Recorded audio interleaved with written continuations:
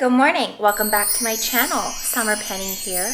We are going to make a beautiful purple butterfly sourdough loaf.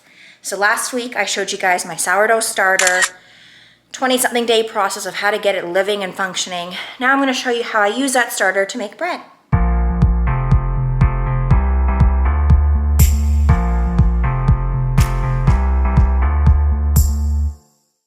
All right, so here I have 100 grams of my starter. It's flattened and gone a little soupy now because I've had this out for a few minutes.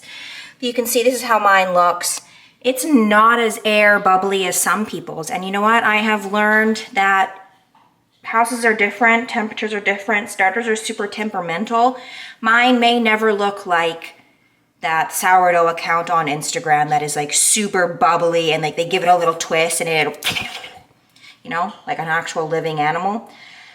Mine doesn't do that, and that's okay. It still produces beautiful bread. So I dumped out some starter into my bread bowl.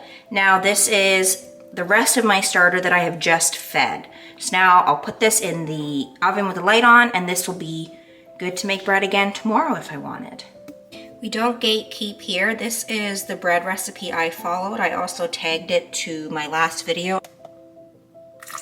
I use a warm, kind of tepid water, bread flour for the dough. I use a little bit of all-purpose just then because I kind of forgot. But I'm going to do the rest bread flour.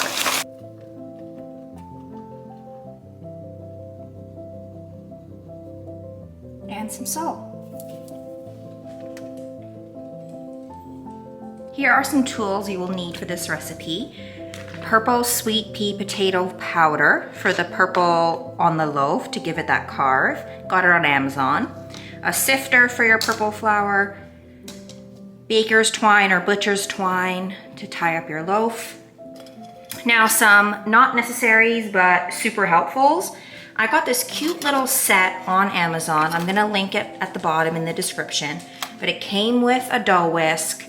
This changed my life. It made it so much easier to whip things up quickly, and you can use this for any type of dough after. Like you can use it to make pancakes, to make bannock, to make literally anything. So we're gonna use that to stir up our concoction. These, we got one of these. This is a wet dough. Sourdough is an 80% hydration dough, so it is a sticky wet dough. This helps you knead without getting so much stuck to you. Razor blades with a tool that holds your blade.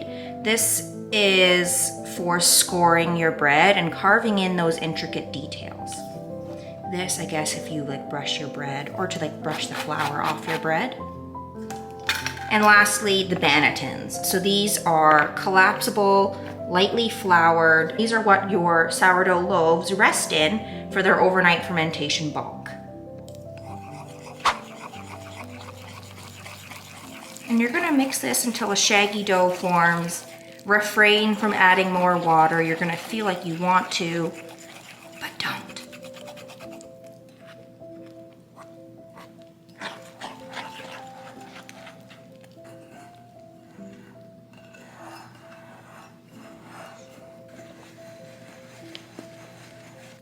And I just do this to get the dough off of my whisk, and then I go back in and give it another little stir again, making sure that everything is incorporated.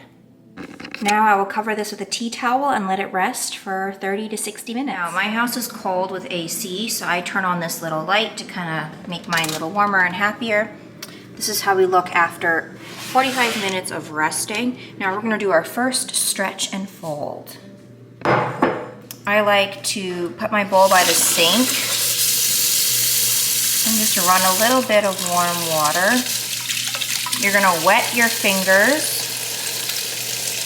and we're gonna do our first stretch and fold. So you kind of pick up your dough like so. I've got to do dishes, don't judge me. Pick it up, stretch and fold. We're forming that gluten, and that's what the stretches and folds do. Again, you might just have to wet your fingers in between the sides. And we're gonna do 4 sides.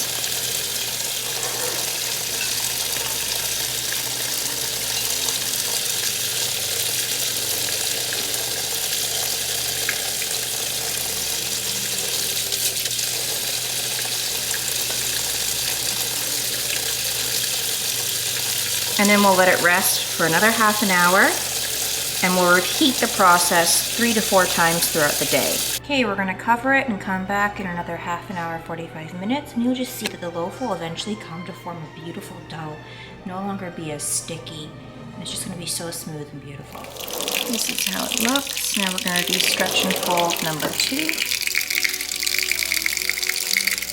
And you wanna pick up from underneath, and we're basically pulling the bottom up over to the top. And see how much stretch this dough got? How it's coming together so much more? Like before it was almost pulling apart when we would do a stretch, but now it's forming a dough. It's smooth, it's got air pockets.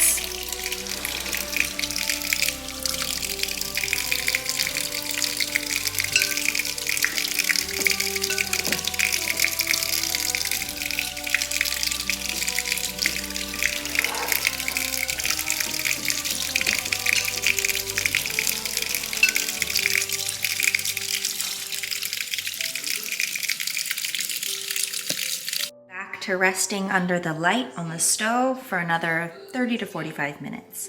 All right, so just to show you a little bit of how I make this work into my day, I just got back from a walk. Now I'm gonna do stretch and fold number 3 and then go to the gym. This is how the dough looks now, just like a glossy, nice dough. It's not as wet and clunky, but it's still a very wet dough, hence why wet your hands.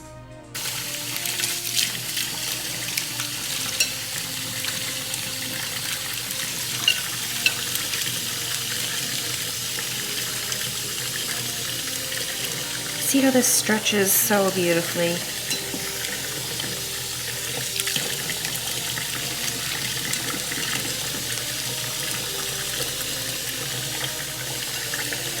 Back from the gym, now I'm gonna do the 4th stretch and fold, and then I kind of leave it for a few hours and we'll shape it this afternoon / evening. This is underneath my stove light, but see how glossy and beautiful it is now. Okay, I wanted to show you guys, this is that starter that I fed this morning after we did our dump to make dough.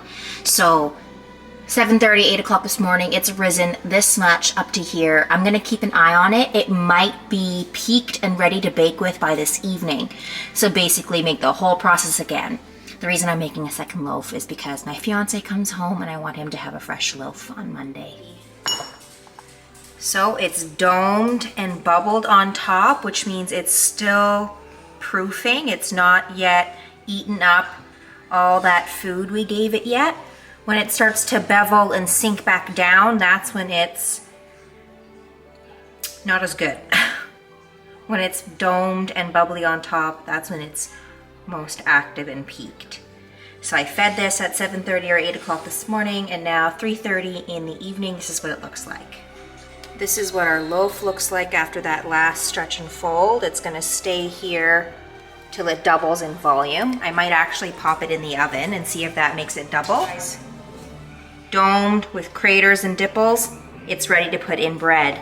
So we're a day early. I'm making bread again this evening, it looks like. Here's how it looks after proofing in the oven. You can see it dents in but kind of springs back. That's how you know it's ready to be shaped. Now, to shape my dough, I'm lightly flouring my banneton and lightly flour your work area.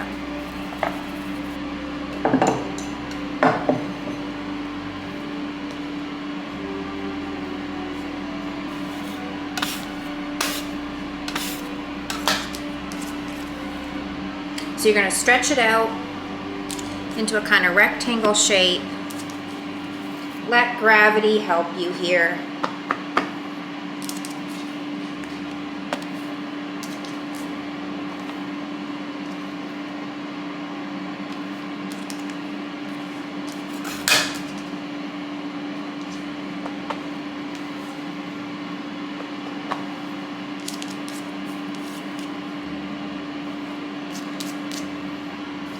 You're gonna fold it in on itself and then roll it up like a log. tight as you can.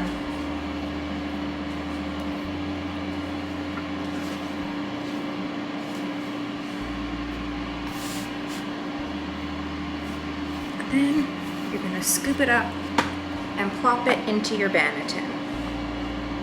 Then I like to pinch my ends together just to hide that roll shape. And then this is called stitching your bread. And it helps create surface tension. So this is how it looks. There's an air bubble forming here, which is why it's a little lopsided. It'll expand. Now both loaves will rest in the fridge overnight. Good morning. It's time to preheat the oven, carve our loaves, and finally bake them. Okay, this is gonna be our butterfly loaf. Some people's really doubles in volume. This is as big as mine gets. I don't know if that's just my recipe. It kind of makes like an average small loaf. I've been too afraid to double the recipe just in case.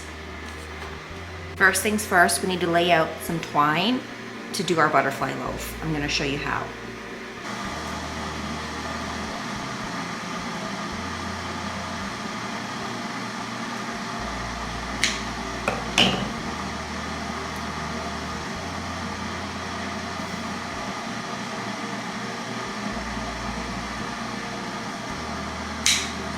Okay, so we have it shaped like this. Now we're gonna dump the loaf onto this. You either dump your loaf onto a floured parchment paper, or these are reusable silicone mats that I absolutely love. They were a gift to me. You could tell they're quite used. This is as light as they get now, but they're just reusable. It helps keep down on waste, and my bread never sticks.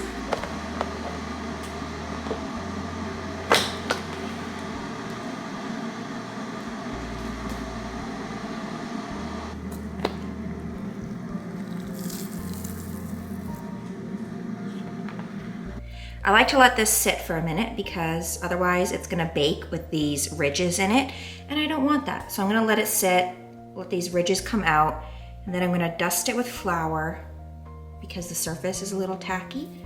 And then we're gonna do the tying, but you're gonna tie one this way, like along this way, and then you're gonna tie these to it, kind of in like this. Like that. Tie it here, cut off all the excess. This is gonna be how we get the butterfly wings. Here's how we look all tied. Careful not to tie too tight that it starts slicing into your bread, but tight enough that it kind of gives your bread a little bit of an indent. Now take a sifter and sift the purple powder. All right, now we are ready to carve. Now you kind of want to trace a butterfly shape. I see some people use like a toothpick. I'm gonna kind of use a little packet of stevia and you just trace into this, kind of where you want your leaves to go. Or not your leaves, but you know, your butterfly shape. Something like that. Now we carve. Ugh. It's the most fun, but the most stressful because you get one chance, literally.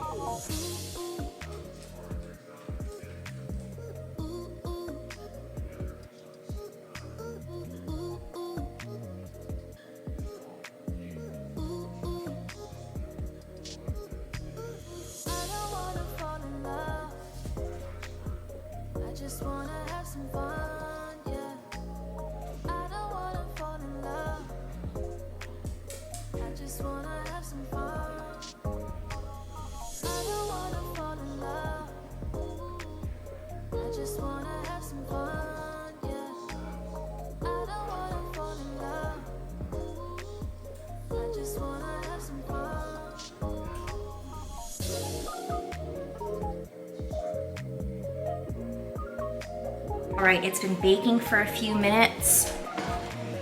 I'm gonna pull it out,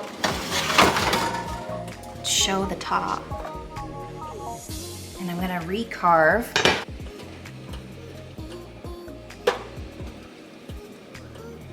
Okay, here's how we look after 20 minutes in the Dutch oven with the lid on. Now I'm gonna cut under these leaves. Leaves, why do I keep calling them leaves? Cut under these wings, and I'm gonna shove tin foil underneath it. So you'll need 2 for the top wings, 2 for the bottom wings. And at this point, we decrease the oven to 475, and we're gonna finish baking with the lid off for another 15 to 20 minutes until it's browned.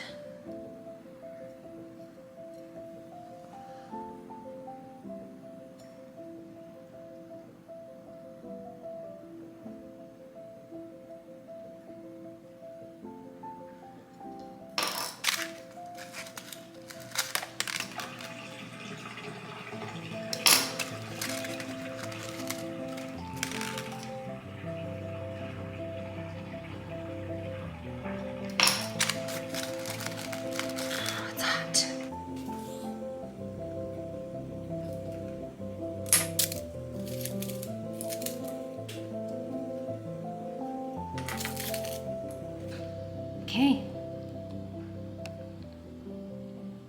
Back in the oven with no lid for 15-20 minutes until it looks browned. Okay, this is what she looks like, y'all. I'm gonna cut the string and take it off and let it cool on a wire rack. All right, here's our loaf, fully cooled from the oven. We baked it on the, I actually forgot to puncture holes on the other side, but I didn't even realize until after it was already in the oven. But anyway, this is how it looks on the bottom. So doing a pan on the bottom and a silicone mat in the Dutch oven prevented our bottom from burning. And it's still crunchy, as you can tell.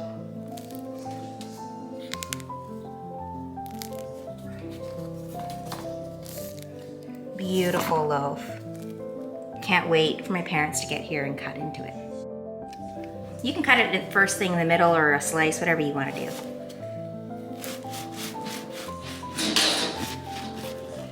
And the bottom is gonna have a crust that you probably have to like push the knife through a little more. You get a bigger bread knife. Ooh! All right, so my parents took home the butterfly loaf. This is that second loaf I made when my starter was ready in a couple hours. Beautiful crunch. And look at that gorgeous dough. This is my best loaf yet, by far. It's not perfectly shaped. Long story short, my silicone mat didn't quite sit down in my Dutch and then didn't have quite enough room. So anyway, it's not perfectly shaped, but nice bread.